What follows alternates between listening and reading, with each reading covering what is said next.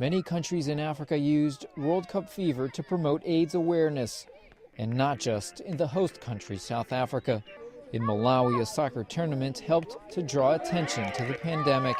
The United Nations Program on HIV/AIDS estimates that almost 1 million people out of Malawi's population of 14 million have HIV, the virus that causes AIDS. The disease is the leading cause of death among adults.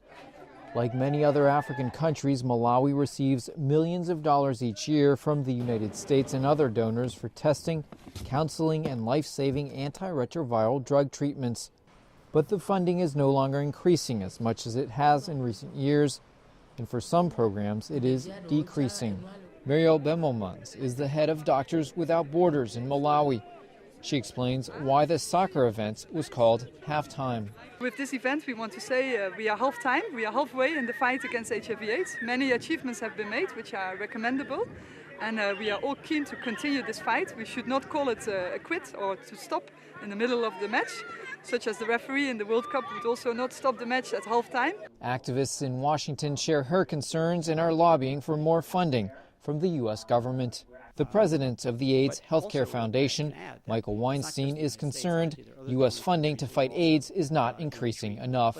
The magic ingredient to really getting the world mobilized was leadership and coming from the U.S.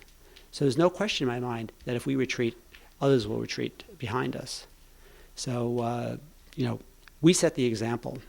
Weinstein invited Grace Akupumuza, a mother and medic living with AIDS in Uganda, to share her experiences with policymakers.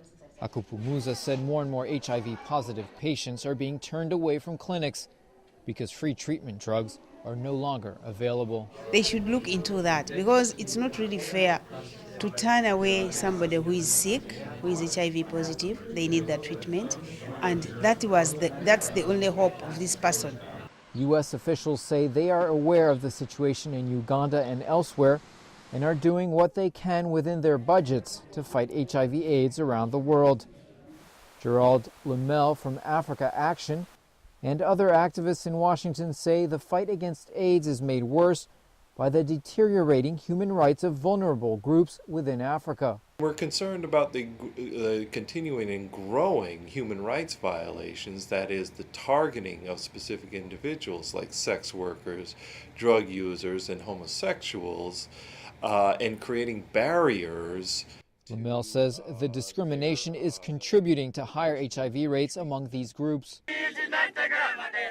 Back in Malawi, organizers hope soccer matches can break down stereotypes by showing HIV/AIDS can affect all, but that with sustained international funding, a healthy life is still possible, even for those now sick and infected. Nico Columbus, VOA News, Washington.